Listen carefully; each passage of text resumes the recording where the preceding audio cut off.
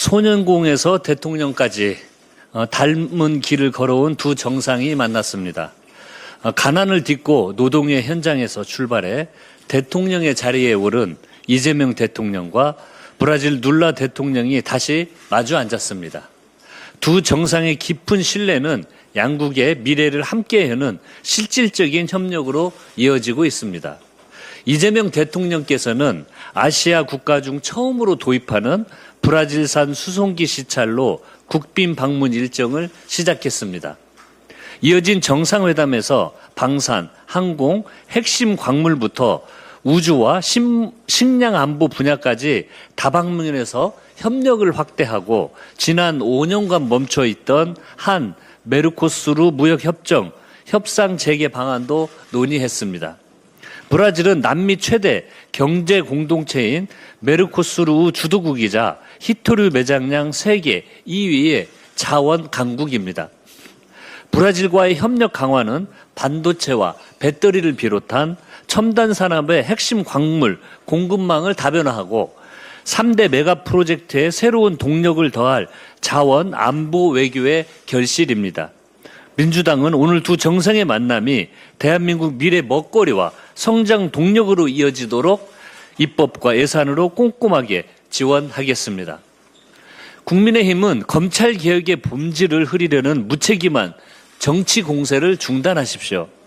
민주당은 충분한 수기와 각계각층의 의견 수렴을 거쳐 의원총회에서 총의를 모아 형사소송법 개정안을 당론으로 추인했습니다. 수사 기소 분리의 대원칙도 다시 한번 분명하게 확인되었습니다. 그런데 국민의힘은 검찰의 권한과 국민의 안전을 동일시하며 국민의 불안을 부추기고 여론을 호도하고 있습니다. 10년도 더 넘게 이어온 검찰개혁이라는 시대적 과제를 전당대회용으로 폄훼하는 것도 모자라서 아무런 근거도 없이 대통령까지 끌어들여 검찰개혁을 정쟁화의 도구로 삼고 있습니다. 법치 파괴의 주법은 수사권과 기소권을 독점하며 권력을 오남용한 정치 검찰입니다. 국민의힘의 검찰 직접 수사권 존치 주장은 정치 검찰의 국민의힘 결탁의 증거입니다. 국민의힘에 분명히 경고합니다. 역사적 과제인 검찰개혁의 본질을 흐리고 국민의 눈과 귀를 막으려는 무책임하고 저급한 정쟁을 중단하십시오. 민주당은 사회적 약자와 피해자를 더욱 두텁게 보호하고 국가 수사 총량을 유지할 수 있도록 한치의 빈틈도 없이 대안을 마련하겠습니다. 아울러 민주당은 국론 눈높이에 맞게 고강도 검경개혁을 병행하여 추진하겠습니다. 지난 26일 경찰청 수사쇄신 TF는 사안의 중대성을 감안하고 위원회의 독립성을 높이기 위해 국민의 신뢰 회복을 위한 경찰수사개혁위원회로 명칭을 변경했습니다. 명칭 변경에 끝날 것이 아니라 부실 수사와 외압, 은폐 의혹을 철저히 규명하고 외부 통제와 피해자 보호를 강화할 국민이 납득할 수 있는 실효성 있는 쇄신안을 내놓아야 합니다.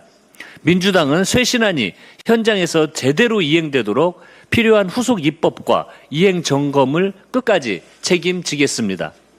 78년 동안 철통처럼 기소권과 수사권을 독점해온 검찰 권력도 역사적 변화의 물결을 거스를 수는 없습니다. 국민의힘은 검찰의 기득권을 지키기 위해 국민의 불안을 이용하는 낡은 정치에서 벗어나기 바랍니다. 민주당은 어떠한 정치 공소에도 흔들림 없이 오직 국민의 권익과 피해자의 인권에 집중해 국민이 신뢰할 수 있는 새로운 형사사법체계를 완성하겠습니다. 민생 경제를 지키는 일에는 시차가 없습니다. 현재 남미 순방 중인 이재명 대통령께서는 현지 시간으로 어제 브라질에서 화상으로 수석보좌관 회의를 직접 주재하시고 중동발 유가 불안과 민생 경제 상황을 점검하고 선제적인 대응을 지시하셨습니다. 지구 반대편에서도 국민의 삶을 먼저 챙기는 이재명 정부의 시계는 멈추지 않습니다. 민생을 지키는 일에는 국경도 시차도 없다는 의지를 보여준 것입니다. 최근 중동 정세가 다시 불안해지면서 국제 유가가 배럴당 $100 안팎까지 치솟고 있습니다. 장기화된 고유가 상황에 추가 상승 압력까지 더해지며 에너지 가격은 물론 먹거리와 생활 물가 전반의 부담도 커지고 있습니다. 이에 이재명 대통령께서는 유가 불안이 확실히 해소될 때까지 석유 최고 가격제와 유류세 인하 조치를 최대한 유지하고 필요하다면 민생 부담을 덜기 위한 추가 대책도 적극 검토하라고 지시하셨습니다. 특히 모두가 어려운 시기를 악용한 담합과 매점 매석 등 시장 교란 행위도 끝까지 단속해 국민 부담을 키우는 일이 없도록 할 것을 강조했습니다. 정부는 지난 24일 민생물가 특별관리 관계장관 TF를 통해 계란 수입과 시장 공급을 확대하고 고등어 추가 직수입과 국내 공급을 추진하는 등 장바구니 부담을 덜기 위한 대책을 차질 없이 시행하고 있습니다. 민주당도 정부와 긴밀히 협력해 국민께서 체감하는 물가 안정을 최우선 과제로 삼겠습니다. 민생 경제 회복에 필요한 입법과 정책 지원을 신속히 뒷받침하여 국민의 삶을 든든히 지키는 보통력이 될 것을 약속드립니다. 이상입니다. 다음은 전용기 원내 소통수석 부대표의 발언이 있겠습니다. 네, 국민을 속인 대가, 이제 국민의힘이 답할 차례입니다. 선거는 민주주의가 온전히 작동하게 하는 가장 중요한 가치이자 약속이자 시스템입니다. 선거 기간이 되면 국민은 후보자가 하는 말을 믿고 소중한 한 표를 행사합니다. 그런데 국민의힘 전직 대통령도 현직 시장도 서울시장도 국민을 속인 거짓말로 그 자리에 올랐다는 사실이 법원에서 확인되고 있습니다. 후보자가 국민 앞에서 거짓말로 판단 자체를 조작했다면 그것은 선거라는 시스템의 뿌리를 흔든 것입니다. 국민이 던진 한 표는 그 거짓 위에서 왜곡된 선택이 되어버리기 때문입니다. 법원은 윤 전 대통령의 공직선거법 위반 혐의의 유죄를 선고했습니다. 2022년 1월 17일 불교 리더스 포럼 출범식 인터뷰에서 윤 전 대통령은 건진법사 전성배 씨를 당 관계자로부터 소개받았고 김건희 여사와 함께 만난 적은 없다고 말했습니다. 그런데 특검 수사 결과는 정반대였습니다. 실제로는 김건희 여사의 소개로 전성배 씨를 처음 만났고 10년 넘게 관계를 이어왔다는 것이 밝혀졌습니다. 국민이 반드시 알아야 할 정보를 통째로 지어내 국민의 눈과 귀를 가린 걸로 볼 수 있습니다. 오세훈 시장 역시 지난 22일 정치브로커 명태균 씨에게 여론조사를 의뢰하고 그 비용 2,100만 원을 후원자에게 대납시킨 혐의로 유죄를 선고받았습니다. 벌금 1,000만 원, 당송 무효형 기준의 10배에 달하는 액수입니다. 재판부는 단연간 서울시장을 역임하며 정치자금법 입법 취지를 누구보다 잘 알면서 범행을 주도했다고 질책했다고 합니다. 심지어 오 시장을 올가맨 그 조항, 정치자금법 제57조는 다름 아닌 오 시장 본인이 22년 전 직접 만든 법입니다. 2004년 초선 의원 시절 오 시장은 총선 불출마까지 선언하며 국회 정치개혁특위 간사를 맡아 정치자금 투명화를 골자로 한 이른바 오세훈법을 주도했습니다. 돈 안 드는 깨끗한 정치를 내세워 개혁 정치인이라는 이미지를 쌓았던 바로 그 법이 22년 만에 자기 정치 생명을 겨누는 칼날로 돌아온 것이 되어버렸습니다. 시기도 다르고 재판부도 달랐습니다. 그리고 사건 경위도 다른 두 사건이 정확히 같은 결론에 도달했습니다. 국민 앞에서 거짓말을 했다는 것, 개혁과 원칙을 내세우던 정치인들이 정작 국민 앞에서는 거짓으로 자신의 자리를 지켜온 것이 되어버렸습니다. 그 대가도 결코 가볍지 않습니다. 대선 후보가 당선되거나 15% 이상 득표하면 선관위가 선거비용 전액을 세금으로 보존해 주지만 이후 당선 무효형이 확정되면 정당이 이를 반환해야 합니다. 윤 전 대통령의 판결이 확정되면 국민의힘은 20대 대선 당시 받은 선거비용 397억 원을 고스란히 되돌려줘야 합니다. 오세훈 시장 역시 형이 확정되면 시장직은 물론 피선거권까지 5년간 박탈됩니다. 거짓말의 대가를 이제는 국민의힘이 통째로 치러야 할 차례입니다. 그런데 국민의힘은 지금 어떻게 하고 있습니까? 내란 사건 때도 그러더니 여전히 반성은 없습니다. 법원은 이미 2번 서로 다른 사건에 대해 같은 답을 내렸습니다. 거짓말로 국민을 속인 대통령과 서울시장, 이제 남은 것은 국민의힘의 선택일 것입니다. 국민 앞에 사죄하고 책임질 것인지 아니면 계속 거짓의 편에 서서 국민을 2번 속일 것인지 국민의힘은 지금 분명히 답하시기를 바랍니다. 이상입니다. 박정현 원내부대표의 발언이 있겠습니다. 네, 대전 대덕구가 지역구인 원내부대표 박정현입니다.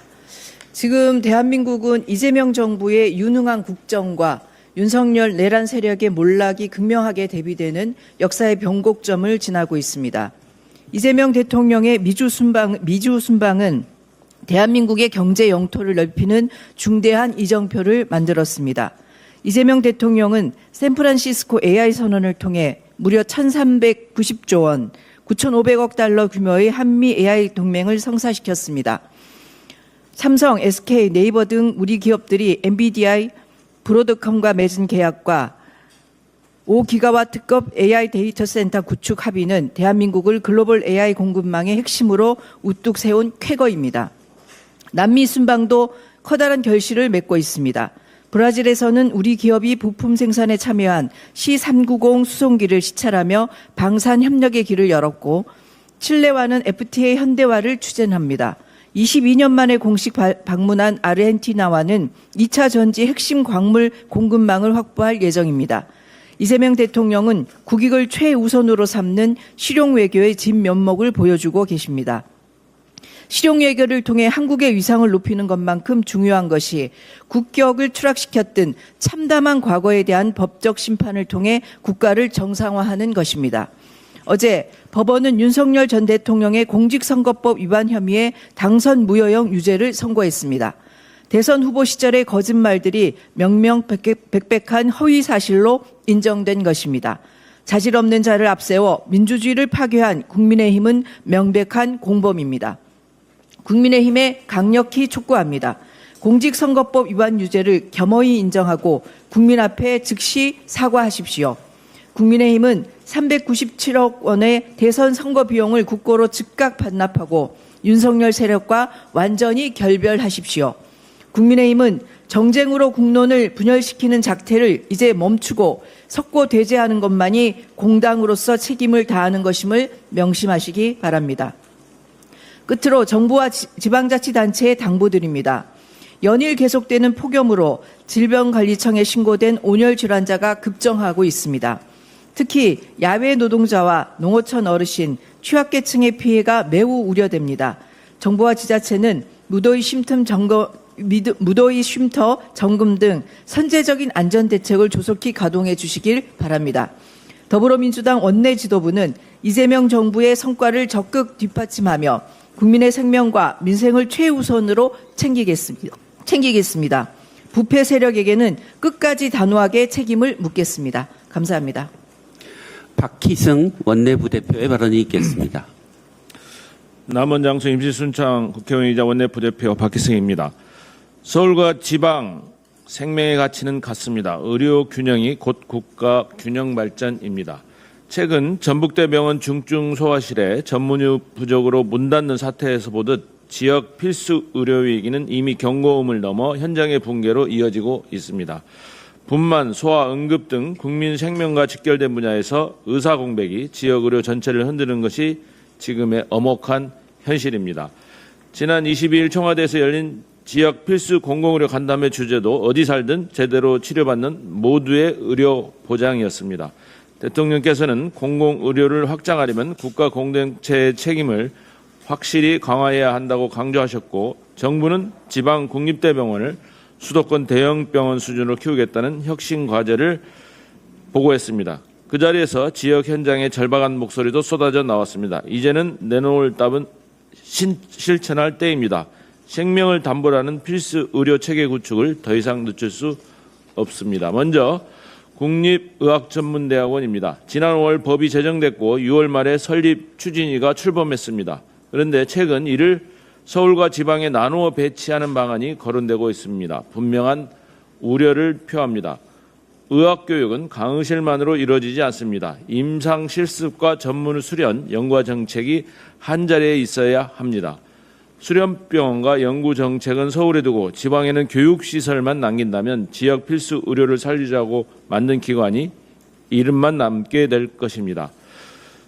다음으로 국립중앙의료원의 지방 이전입니다. 올해 안에 350여 개 기관을 대상으로 제2차 공공기관 이전 계획이 확정됩니다. 20년 만의 기회입니다. 다만 집적을 대도시 집중으로 오해한다면 수도권 1극 체제를 지방에 축소 재현하는 데 그칠 것입니다. 국가 공공의료의 중추기관을 그 기능을 받아낼 기반이 이미 갖춰진 지방에 두는 것이야말로 균형 발전의 실천입니다. 공공의료 인력 양성기관 설립과 공공의료 핵심 거점 재배치는 수도권 의료의 확장이 아니라 지역 필수 의료를 살리고 국토 균형 발전을 이룰 국가적 과제입니다. 이 중차대한 과제가 정치적 경제적 유불리에 갇혀 머뭇거려서는 안 됩니다. 정부의 과감한 결정에는 반드시 신속하고 실질적인 후속 조치가 따라야 합니다. 지방에도 부지와 병원 교통망을 갖추고 오랜 기간 준비해온 곳이 있습니다. 국립의전원과 국립중앙의료원을 그런 곳에 함께 두어 교육과 수련, 연구와 정책을 한자리에 묶는다면 국가 공공의료 혁신과 제2차 공공기관 지방 이전의 대표 모델이 될 것입니다. 현재 서울에는 빅5 병원이 존재하고 빅5 병원의 50% 이상이 지방 환자입니다.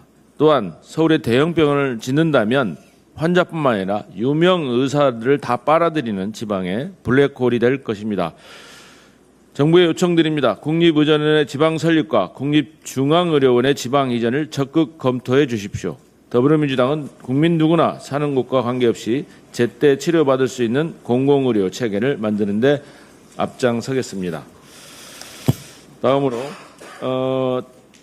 전당대회는 민주당의 미래를 밝히는 축제장이어야 합니다. 당의 비전과 정책이 활발히 논의되고 후보 모두가 선의의 경쟁 속에서 서로를 격려하는 자리, 그것이 우리 더불어민주당 전국 당원대회가 마땅히 가야 할 모습입니다.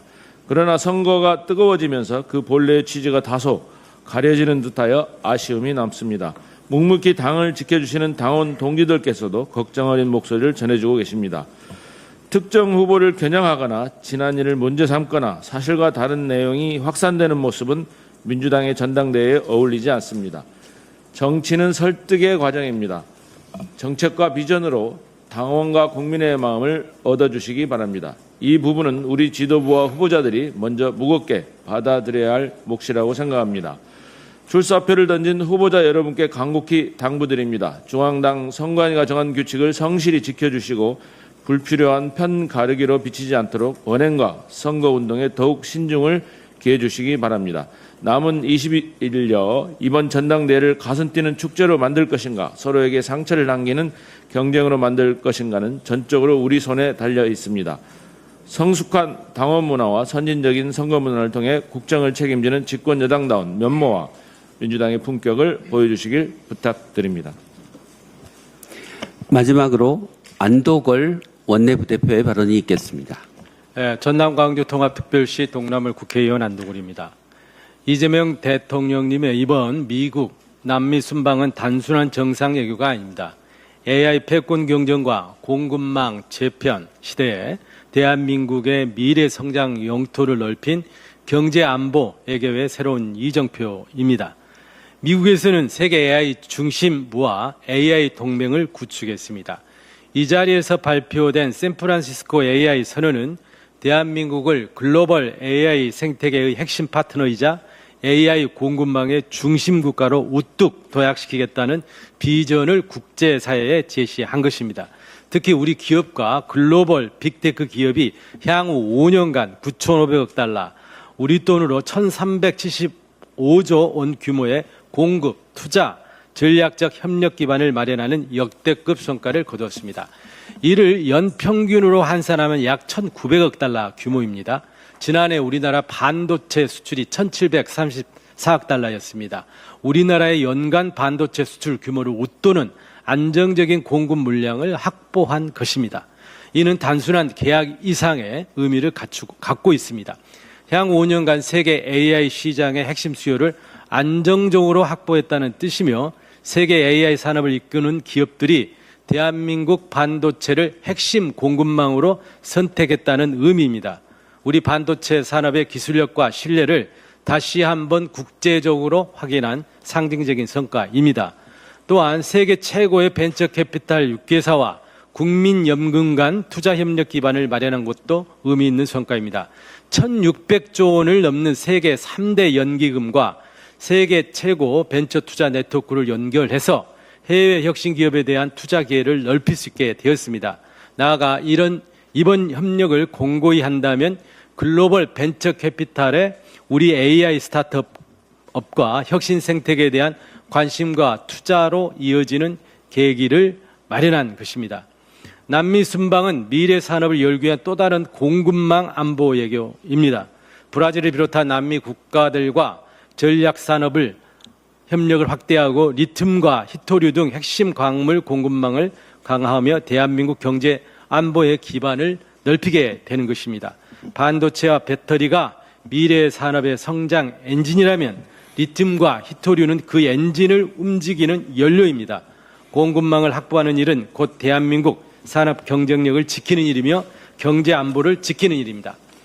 국민의힘은 이러한 애교 성과를 두고 MOU일 뿐 실체가 없다라고 평가절하하고 있습니다.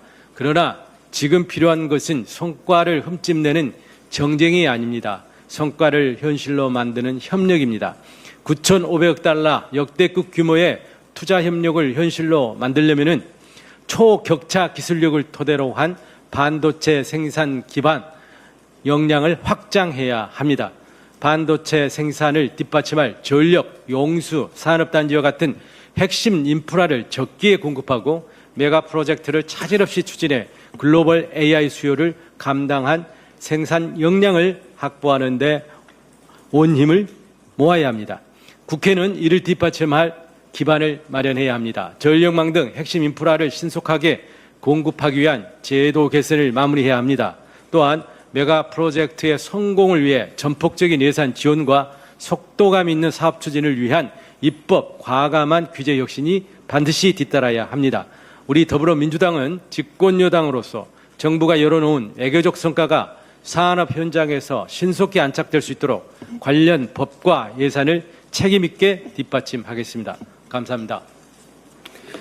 예, 준비된 발언이 모두 끝났습니다. 이상으로 7월 28일 제90차 정책 원내대책회의를 마치겠습니다. 감사합니다.